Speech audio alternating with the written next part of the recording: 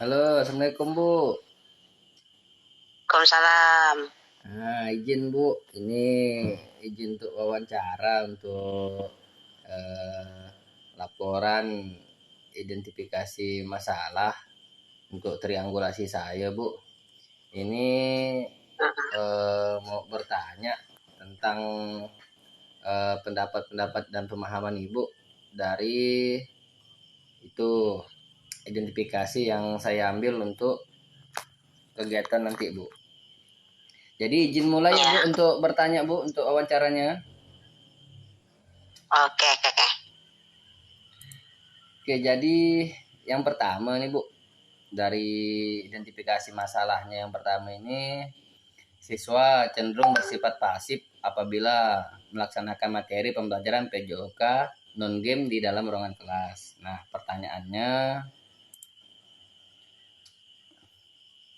eh,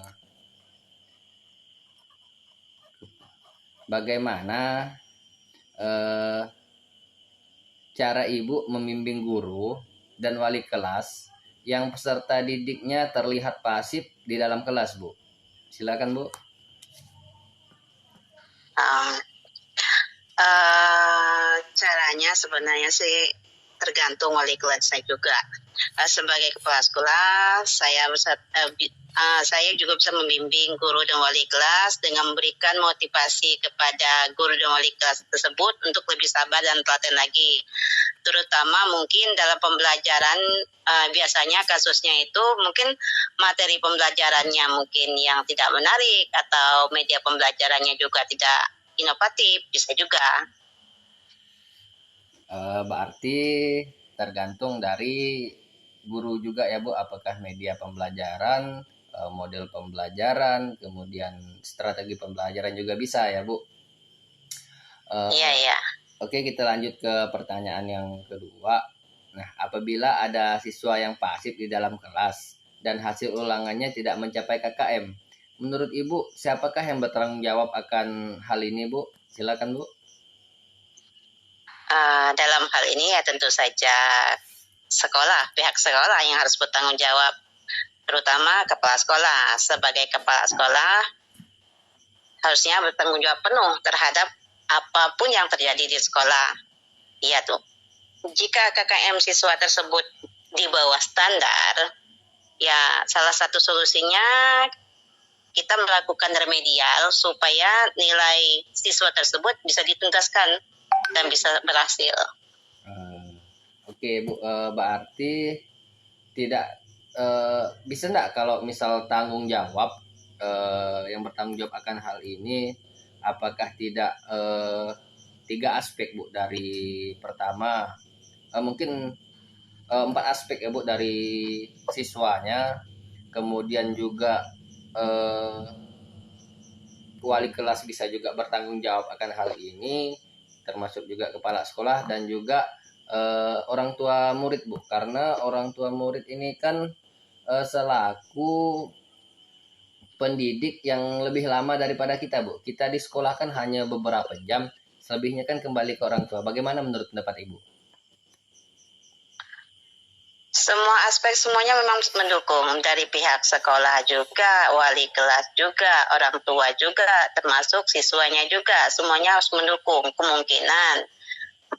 Kalau dari pihak wali kelasnya mungkin saja kayak tadi saya katakan, dari aspek sarana dan prasarana mungkin tidak menunjukkan seperti media pembelajaran atau materinya kurang menarik, mungkin juga siswanya juga yang memang kurang aktif atau mungkin pemahamannya terhadap pelajaran mungkin kurang bagus.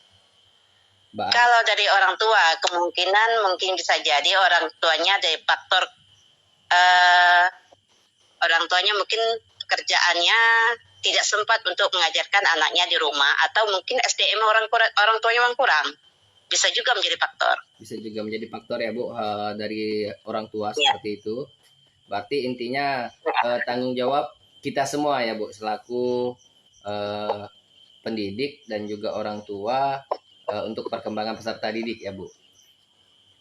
Iya, semua bisa menjadi faktornya. Oke Bu, kita lanjut ke pertanyaan selanjutnya. Nah, selama Ibu menjadi Kepsek nih, menurut pengamatan Ibu, apakah orang tua ini ikut berperan aktif atau tidak dalam proses pendidikan peserta didik secara menyeluruh, Bu? Maksudnya dari kelas 1 sampai kelas 6, kira-kira berapa persen orang tua yang aktif atau tidak? Silakan, Bu. Selama saya menjadi kepala sekolah, menurut saya, menurut pengetahuan saya ya, orang tua siswa ini memang kurang efektif dalam menunjang proses pembelajaran di sekolah. Apakah mungkin faktor dari SDM-nya tadi atau memang pekerjaan orang tua juga kita belum tahu ya. Yang pasti selama pengalaman saya sekitar 80% memang di sekolah kita itu orang tuanya kurang berperan aktif. Mungkin bisa juga kita sebut karena kearifan lokal ya, Bu. Orang tua masih kurang mendukung proses pendidikan anak karena banyak juga kita temukan anak yang baru tamat SD udah menikah, begitu kan, Bu? Menikah, ya, bisa ya. Nah, memang kurang kalau orang tua di tempat kita itu memang kurang pemahaman terhadap ya mungkin kearifan lokal. Anak baru usia belasan udah ada yang menikah, biasa sama SD pun udah langsung menikah, itu udah biasa. Oke, Bu, sebenarnya itu hal yang menarik untuk kita gali, cuma udah bukan ranah kita ya, Bu. Kita lanjut ke identifikasi masalah saya yang selanjutnya. Identifikasi masalah saya yang selanjutnya, Bu, yaitu sarana dan sarana penunjang pembelajaran serta media pembelajaran PJOK yang terasa masih sangat minim, Bu, di sekolah kita. Nah, untuk pertanyaannya, kira-kira nih, Bu, mohon maaf sebelumnya, mudah-mudahan Ibu tidak tersinggung, ini hanya sebatas pertanyaan. Apa yang menyebabkan sarana dan prasarana penunjang pembelajaran serta media pembelajaran PJOK di sekolah kita ini menjadi sangat minim, Bu? Sebenarnya sarana dan prasarana penunjang kita itu bukannya minim ya, bisa dikatakan hilang gitu. Mungkin kesadaran siswa ataupun guru kita tidak tahu juga ya. Kadang-kadang kurang. Anak dibiarkan bermain dengan perlengkapan PJOK. Setelah itu tanpa pengawasan dibiarkan begitu saja. Setelah pulang pun kita tidak melihatnya lagi gitu. Tidak kita koreksi, setelah hilang baru kita sadari gitu. Bisa ditambah lagi mungkin sumber dana kita juga kurang memadai untuk membeli setiap waktu perlengkapan PJOK kita. Berarti dapat saya simpulkan di sini, pertama kurangnya manajemen dan tanggung jawab siswa dan guru terhadap pengawasan penggunaan sarana prasarana ya, Bu.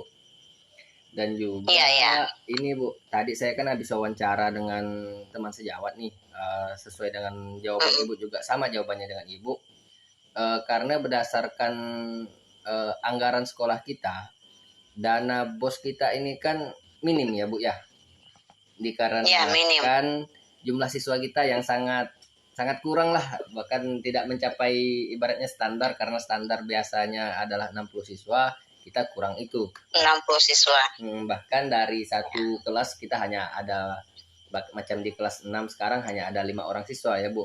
Itu bisa juga menjadi faktor penyebab kekurangan sarana kita di sekolah kita ya, Bu. Iya. Berarti itu juga udah menjawab pertanyaan yang keempat. Kita lanjut aja sisa 2 pertanyaan, Bu. Pertanyaan yang kedua, seberapa penting? Silakan, Pak.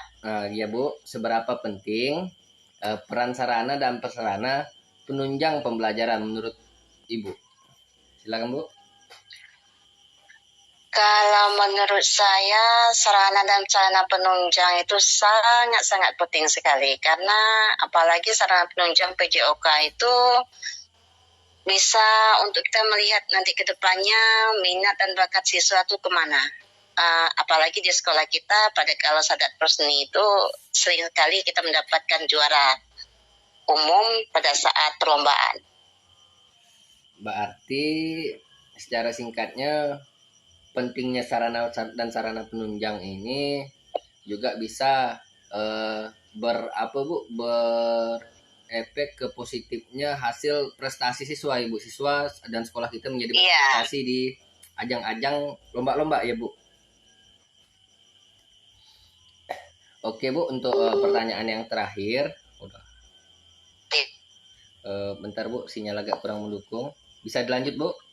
Ya, ya. Ya. Memang sangat mendukung sekali sih sarana dan prasarana kita, karena itulah tadi bisa menumbuhkan minat dan bakat siswa kita terhadap olahraga juga. Berarti penting juga terhadap prestasi sekolah kita ya Bu.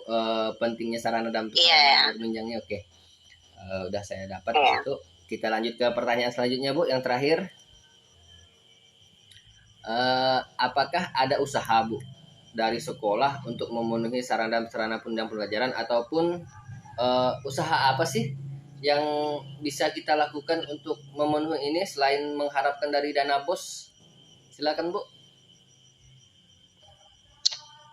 Selain dari mengharapkan penyisihan dana dari dana BOS, kita sebenarnya bisa sih berinovatif atau tidak bekerja sama dengan orang tua siswa. Tapi kalau untuk minta bantuan atau kerjasama dengan orang tua siswa itu kan biasanya agak kurang abdol juga, ada kurang kurang kerjasamanya juga sih. Ya, betul.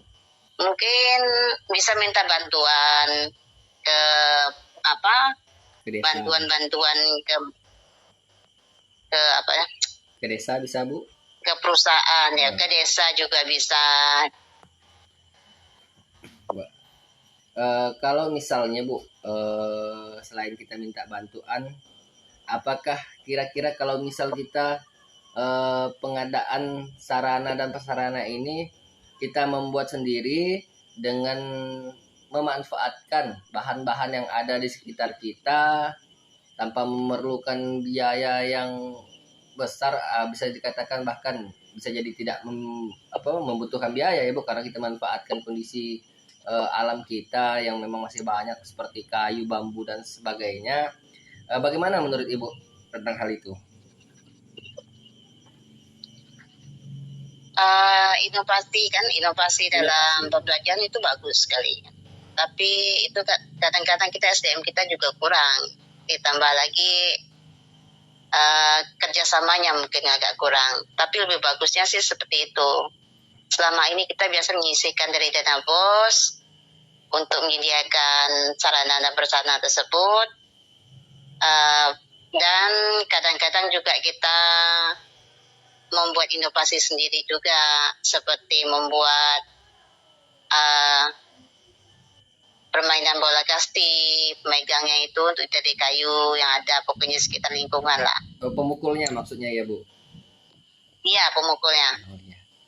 Berarti sampai sini saya sudah cukup menangkap apa maksud penjelasan Ibu ke arah mana. Untuk selebihnya Bu, kalau memang nanti dari hasil wawancara saya ada kekurangan ataupun perlu ada koreksi dari jawaban Ibu, tinggal hubungi saya kembali. Lebih kurangnya saya ucapkan terima kasih Bu. Iya. Oke, saya akhiri sampai sini ya Bu. Telepon kita. Gangguan sinyal. Saya akhiri sampai di sini ya Bu, telepon kita. Iya Pak. Ya Bu, assalamualaikum. Waalaikumsalam.